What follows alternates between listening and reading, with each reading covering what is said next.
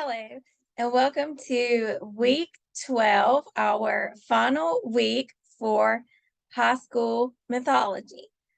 So, I will go ahead and pull up our slides because we do have a good bit to cover today and kind of a whirlwind introduction and discussion of Norse mythology.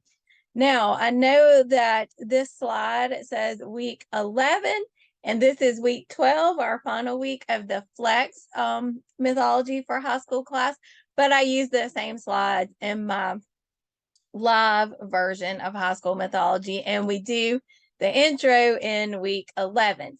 But yes, you're on the right video, you're in the right week. It is week 12 for this class. So we'll go ahead and start with the different worldview that was the view for the Norse kind of versus the Greeks and the Romans. So some of the main differences are that you will find in Norse mythology, their stories are more bleak and more solemn than those we find in Greek and Roman mythology. This is mostly due to this overarching theme of impending death for all, including the gods and goddesses in Norse mythology, in a cataclysmic event referred to as Ragnarok. So the Norse, therefore, had a very fatalistic view of the world. So you'll see that kind of coming out in the nature of their myths. Also, because of Ragnarok, the Norse gods would die, whereas the Greek and the Roman gods, they were immortal. They were not going to die. They really just kind of faded out, right? So that's going to change the way that the myths are told. A similarity, of course, would be some of the similarities in the stories of the creation. Another similarity would be that there are three fate-like women in Norse mythology too, known as the Norns, in a similar way that we have the fates in Greek mythology. So there are differences, but there are some similarities too. So we mentioned a little bit already about how the differing worldviews really influence the myths of each culture. We already mentioned Ragnarok, and you'll notice that even from the creation, from the very beginning of Norse mythology, the end is already an ever-looming presence, a threat. So woven throughout all of Norse mythology, you will see threads of Ragnarok. Another way that the differing worldviews kind of affect each culture, the Norse heroes are actually more brave and bold than the god heroes, than the Greek heroes. Of course, there are exceptions. If you go back and you look, for example, at Achilles in Greek mythology, Hector, right, who was a Trojan, a very brave and strong hero on the side of Troy during the Trojan War. But there's a difference too, because the Greeks, when their heroes died, they hoped for a better future, right, for those that came after them. But for the Norse, they didn't really have that hope because they knew that there was going to be an inevitable end to not only humans, but also to the gods and goddesses. So they would kind of die knowing that everything was doomed, but that to them was bravery to go ahead and face your death, in strong and courageous manner because you had no other choice, but you could have, tried to whine and cry. There's even an example stating that the Norse hero could have his throat slit but still be laughing in the face of death. So you kind of see some differences there too. So another thing that we'll go ahead and do too, as we're kind of looking at the differing worldview, is to compare and contrast Zeus from Greek mythology with Odin from Norse mythology. So Odin, just to put it kind of bluntly, Odin seeks wisdom and Zeus seeks women. And Odin, in that case, is much more of a father figure, more fatherly. He sacrifices his eye in order to gain wisdom from the head of Mimir. Odin also sacrifices his body, so to speak, by hanging upside down on Yggdrasil, the tree of life, for 9 days, so that he can get the wisdom of the runes.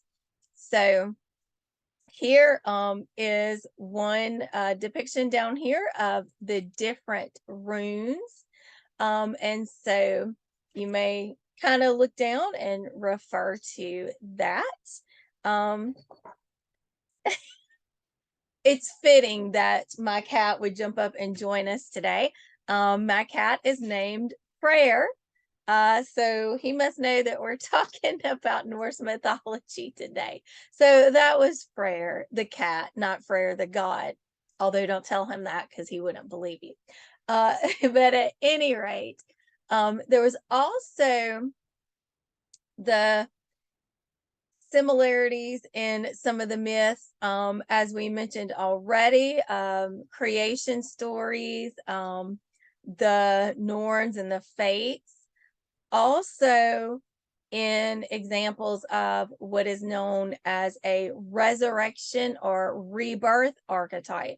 So the Greek and Roman goddesses that kind of embody this are Persephone and Dionysus, right? This idea of death and rebirth.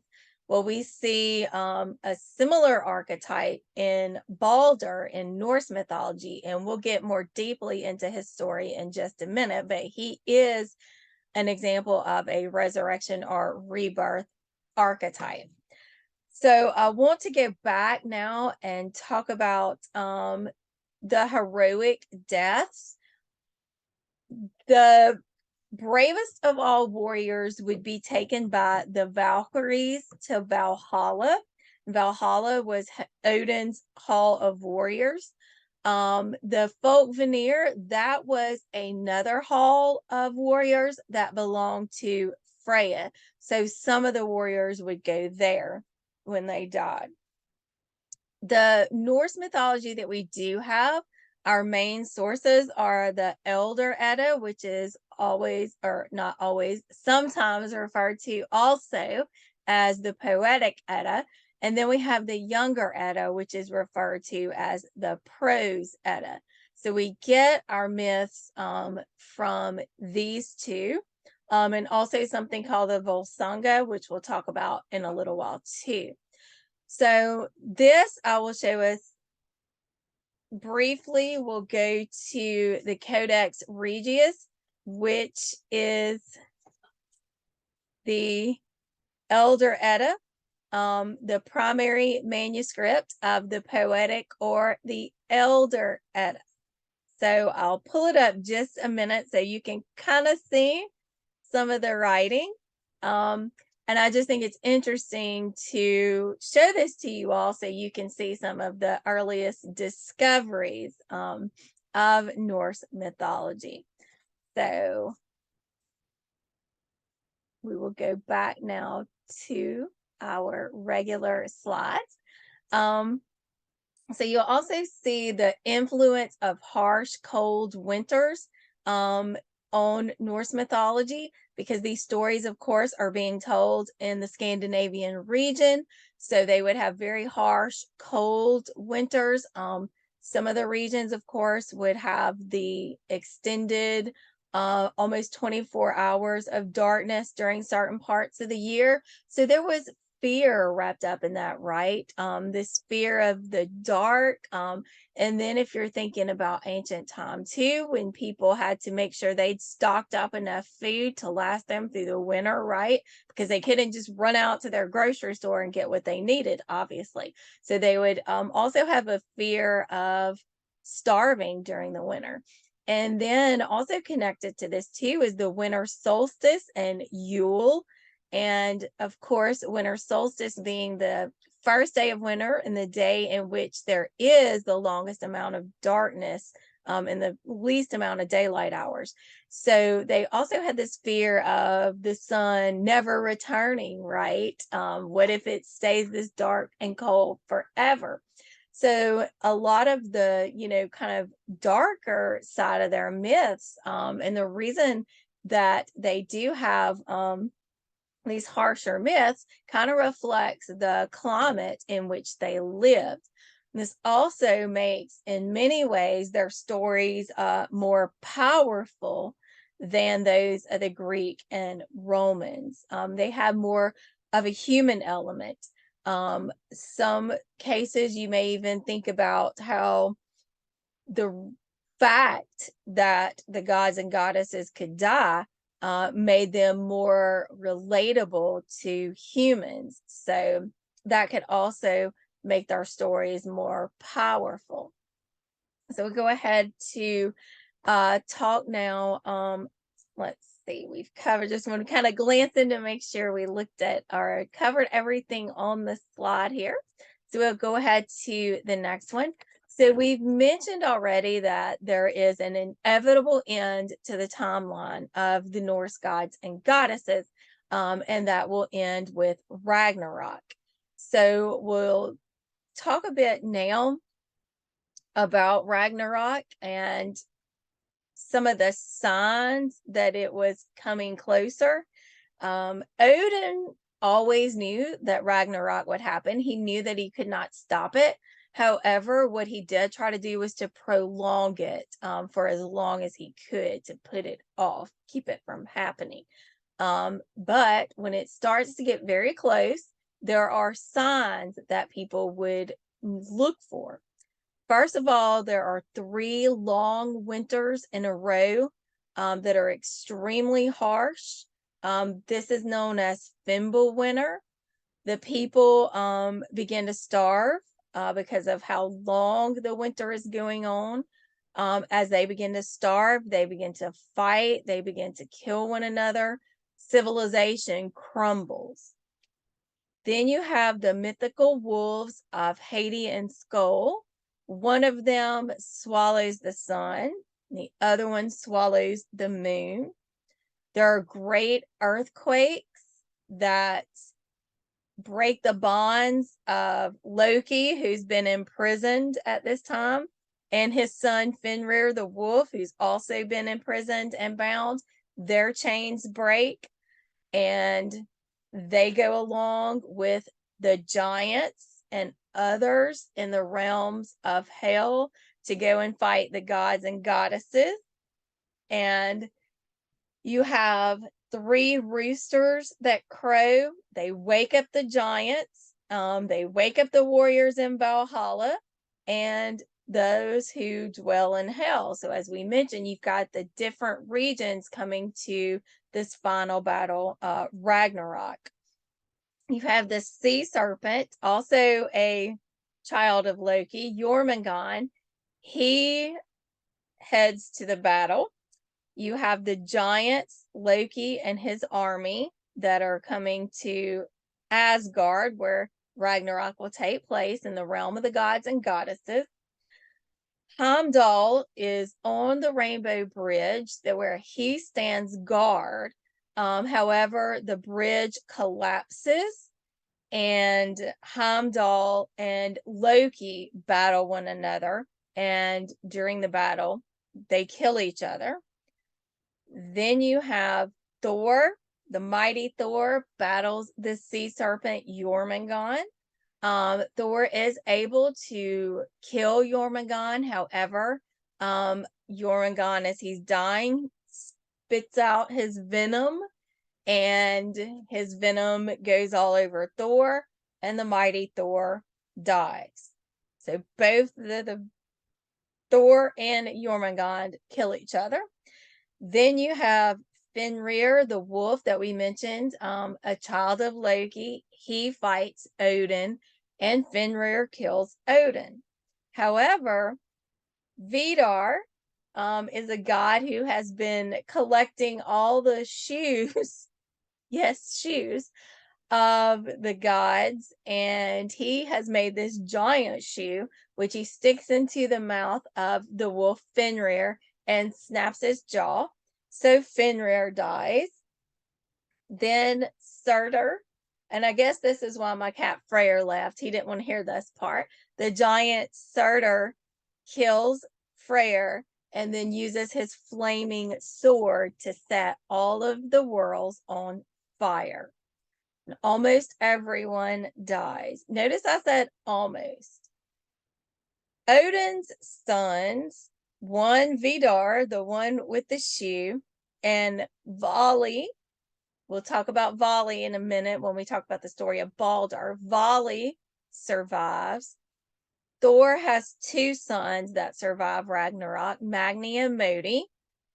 Then you have a resurrection of Balder, who we'll talk about in a minute, and Hoder. They're resurrected from the dead, and they now are the rulers. They find some of the treasures that used to belong to the Aesir gods and goddesses, to Odin and Thor and all of them. One of the things that they find is Thor's hammer.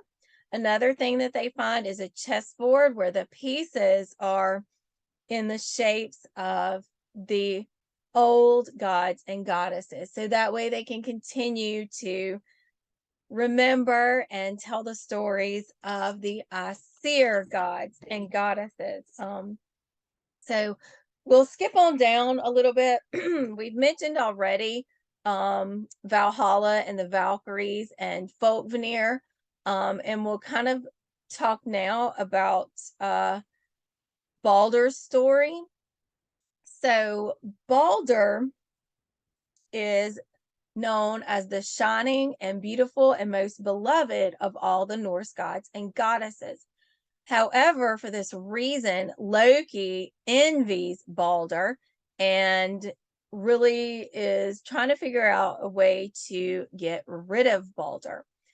Meantime, Balder is having these terrible nightmares in which he foresees his own death. So he goes and he tells his mother, Frigg. I'm not sure if I mentioned Balder is the son of Frigg and Odin. So that's important to note. So he goes and he tells his mother, Frigg, about these nightmares that he's having. And she's not only troubled because he's having nightmares about his impending death, she's been having them too. So Odin goes down to the realm of hell to consult with a seer or a prophetess who can tell him why Balder's having these dreams and what he can do about it. So he has to convince the seer to tell him anything because she doesn't want to tell him, but she eventually does tell him that Balder is going to die. So he rushes back, and he tells his wife Frigg that their son Balder, according to the seer, is going to die. So Frigg decides that she must do what she can to keep Balder from dying. So Frigg goes to every living being and even non-living things like rocks and makes them all swear an oath that they will never harm Balder. However, she does not go and ask the mistletoe to make this oath. So there are a few different variations of the myth that try to explain why Frigg did not go to the mistletoe. One is that she just forgot about it.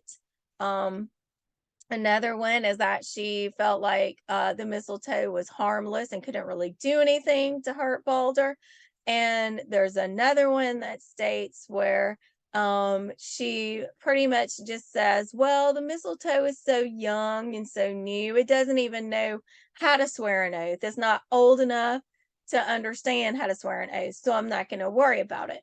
And so Loki disguises himself as an old woman and goes to visit Frigg and kind of just starts working the conversation around so he can ask questions about Balder and what Frigg did to try to prevent his death. So he's like, well, did you really make everything swear an oath?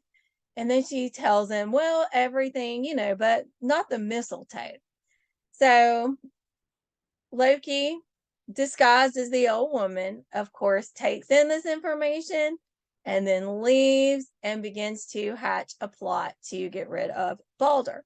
So again, we see some variations here. Some say that Loki himself makes a spear or an arrow tipped with mistletoe. And other variations of the myth say that Loki goes to the dwarves, who are the excellent craftsmen, and gets them to either make a mistletoe spear or mistletoe arrow. But at any rate, whichever way it goes, Loki gets a weapon made of mistletoe. And he goes back where the gods are playing this fun game with Balder, where they're throwing things at him and hitting him, and it doesn't hurt him, right? Because you know, he's been protected from everything except the mistletoe. But Loki notices Hodor, the blind god, standing off by himself, not participating in the game. And he's like, why aren't you participating? And, he says, because I can't see, so I could hit somebody besides, I might hit somebody besides Balder and hurt someone, so I can't play. And Loki says, sure, you can play. I'll guide you. I'll guide your hand. And I'm sure you see where this is going, right? Loki gives the mistletoe weapon to Hodor. And Hodor either shoots the mistletoe arrow or throws the spear, whichever case it is, and it hits Balder. And then Balder falls to the ground dying. As he's dying, Odin comes and whispers something in his ear, which it doesn't say what he whispered in his ear.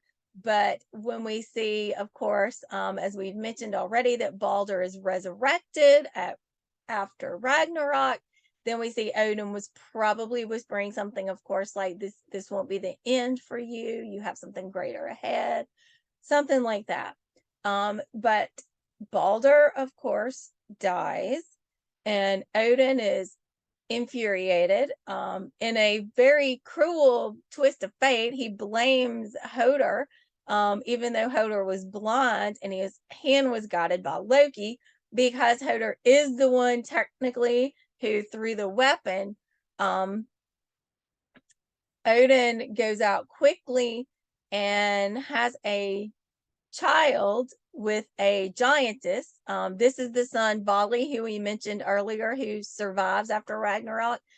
I mean, Vali is created to kill Hodor. Vali springs up to be like fully grown quickly and then kills Hodor, which is very sad because Hodor, again, was an innocent, victim used by Loki. But Loki continues to make things worse. Frigg, she is so overwrought at the death of her son Balder that she sends one of the gods into hell to beg hell to release Balder. So she finally relents and says she will release Balder under one condition: if everything and everyone will weep for Balder. If this happens, she will let him go. So Frigg goes to everyone and everything to ask them to weep for Balder. So everything does, except there's this one giantess woman who refuses to cry. as you might imagine, this giantess is actually Loki in disguise, but because she doesn't cry, Balder cannot be released from hell. Well, the gods eventually figure out that Loki is the one who is behind everything that's happened to Balder. So they prepare to kill him. Well, Loki runs away. He tries to evade capture by turning himself into a salmon. But anyway, he is caught. Thor wants to immediately kill Loki, but the other gods convince him not to, saying that would be too quick and easy. He needs to suffer. So they create this wolf son to go and rip the intestines out of Loki's other son. And they use these intestines to bind Loki. And then, as an extra punishment, not only is he bound by the intestines of his son, of which he cannot break out, they also place a venomous snake over Loki so that the venom from the snake is going to constantly drip down into Loki's face. However, his wife goes with him. That's devotion right there. She goes with him and she holds this bowl over his face to catch the venom so it won't hit him. However, of course, sometimes the bowl fills up with the venom and she has to go empty it out. And then during that time, Loki is, of course, getting the venom all over his face. So we did, kind of get his story now. And, we mentioned when we talked about the events leading up to Ragnarok that the earthquakes are so strong, they break his binding.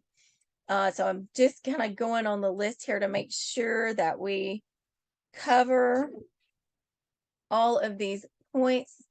So the next thing that we're going to talk about is briefly the story of Signy and Sigmund and the rest of their family. So the story of Signy is told in both the Volsunga saga and in the Elder Edda. Signy is a daughter of Volsung, and Signy marries a man, but this man turns out to be evil and he kills Signy's father. Then he imprisons and eventually kills all of Signy's brothers except for Sigmund, who she actually is able to rescue. Now, in order to get a fellow warrior to help Sigmund overthrow her cruel husband, Signy disguises herself and spends 3 nights with her brother. During this time, she conceives a child. The child, Sinfioli, grows up, and Signy, all this time, she keeps quiet, pretending to love her husband. But when all these names, right? But when Sinfioli comes of age, then he and his father Sigmund kill Signy's evil husband and all of their children by burning them up in a locked house. Seeing that all of what she desired has been accomplished, Signy herself walks into the burning house so that she can die with her husband and her family. So even though she wanted this to happen, she still also sacrifices herself when it does happen. So that's something that we see kind of being indicative of a few things in Norse mythology. And we'll see that similar kind of story in just a minute too. So Sigmund, he later on has another son, and this son is named Sigurd. Now, Sigurd braves a ring of fire in order to free the imprisoned Brynhild. Brynhild was a Valkyrie and she disobeyed Odin, so he's punished her by putting her in this ring of fire. But Sigmund bravely goes through it. He sees Brynhild and they swear their love for one another. But Sigmund has to go away for a while, so he leaves Brynhild in the Ring of Fire, and he visits his best friend who is named Gunnar. Gunnar's mother wants Sigurd to marry her own daughter, Gudrun. And so Gudrun is a sister then, of course, to Gunnar. Can get confusing, right? So what their mother does is to give Sigurd a potion that will make him forget all about Brynhild, the Valkyrie whom he fell in love with inside the Ring of Fire. Well, then Gunnar decides that he would like to be the one to marry Brynhild, but he is unable to pass the test of going through the Rings of Fire. So instead, Sigurd rides through the flames disguised as Gunnar and wins Brynhild for his friend Gunnar. Brynhild then marries Gunnar and thinks that he legitimately passed the test to win her love. Well, because Sigurd, of course, has forgotten about Brynhild because of the potion, he did indeed marry Gudrun, who is the sister of Gunnar. Now, once Brynhild finds out that Sigurd is actually the one who freed her, disguised as Gunnar, she is infuriated, and furthermore infuriated because Sigurd married Gudrun. So she convinces Gunnar that he must kill Sigurd for the betrayal.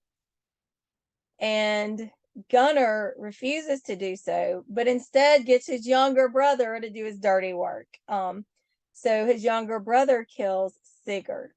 Well, then after Sigurd dies, Brynhild, overcome with emotion because of, her, bringing about the destruction of Sigurd, she asked to be placed on the funeral pyre next to him. So she also, even though this is what she wanted to have happen, she does the same thing that we saw in the previous story where she sacrifices herself on his funeral pyre. So I think we have covered everything. And I will go ahead now to